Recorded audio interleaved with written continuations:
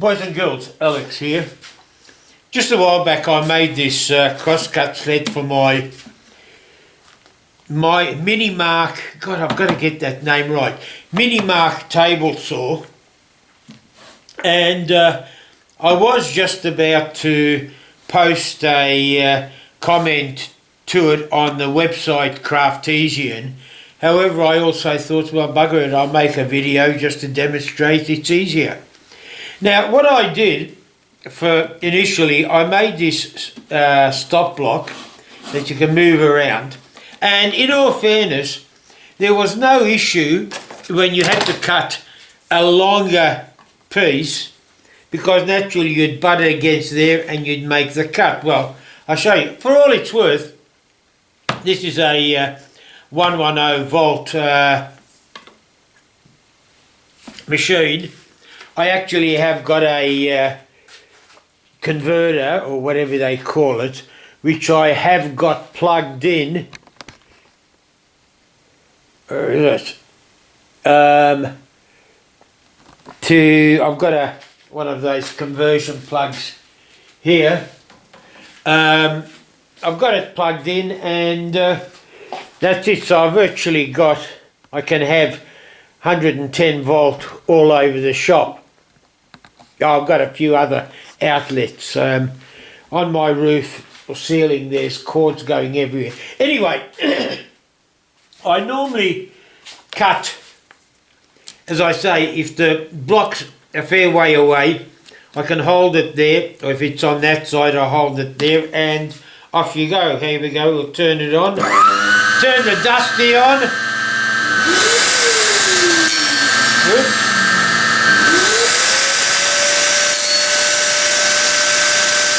We've got our dowel. Not a problem. I've never, I haven't had any issues with it. However, the other day I needed to cut a small dowel for use. So naturally I brought up I'll just measure this out. Brought that up there. Hang on, I'll go and get a 4mm dowel. Now, a lot of you can anticipate what's going to happen. However, look, I had a brain freeze. I didn't think. Put the dowel in there, held on to it over here, turned it on, and that was okay. It wasn't so bad. You saw how it flicked. Previously, all the other cuts flicked across the room. Basically, what happens is that piece of dowel gets jammed against this stop block. The blade at the back is coming up. It lifts it up, pardon me, lifts it up, jams it against the stop block, and usually flings it, well, it often flings it in here and then ricochets back out that way. I initially overcame it. For small pieces, I use this. It's just a dowel with some of those rubber trips you can buy from office supplies and all that, and usually I just hold it down there and go through. But I thought, damn it, that's a bit inconvenient because I never have it handy. So what was the next best alternative?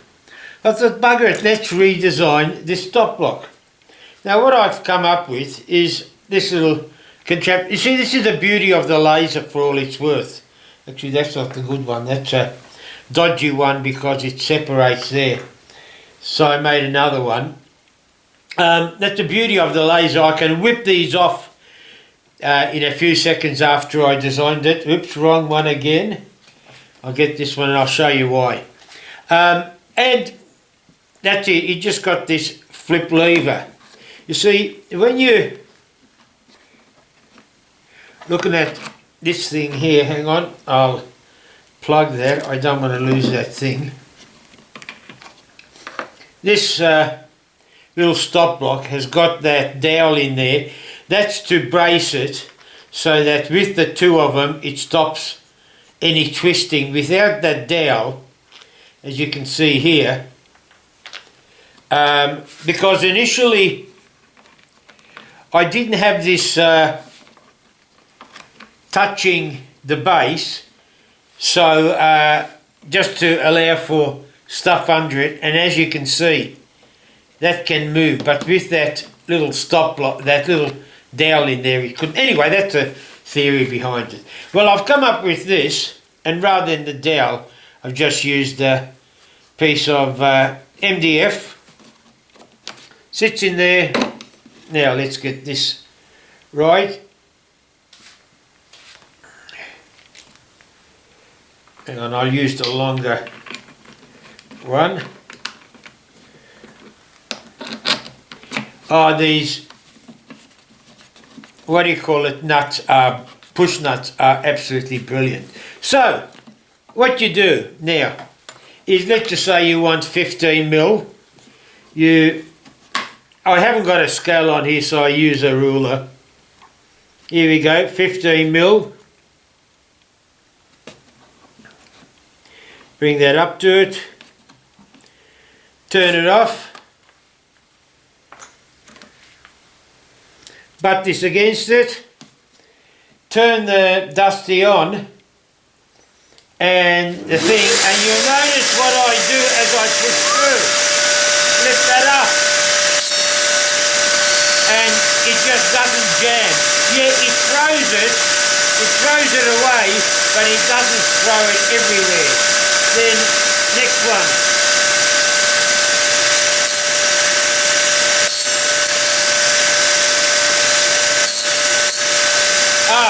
You saw, I forgot to lift that up, it's fluid.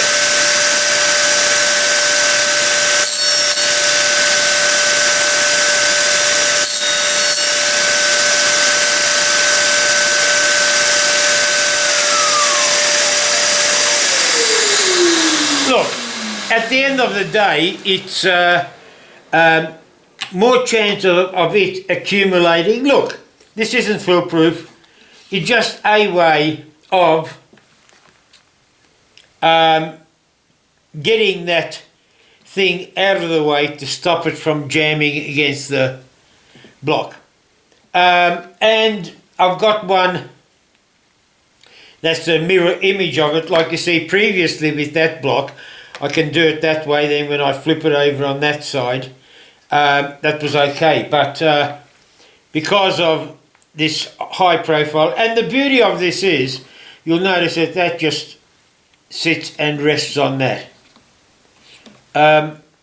Simple, well, simple on the laser. Now, for all it's worth, what other people do, I've seen them. In fact, I remember one guy who used one of those 1, 2, 3 blocks, which gives you exact dimensions, and every time he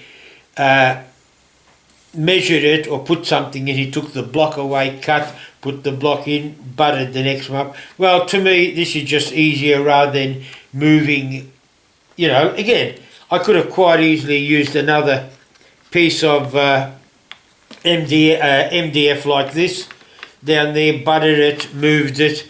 However, just this pivot to me is easier way. Okay, boys and girls, that was my demo. I don't know, hope it made sense. I hope it gives somebody a few ideas, and if it doesn't, I at least enjoyed making the video. Hooroo, and keep safe.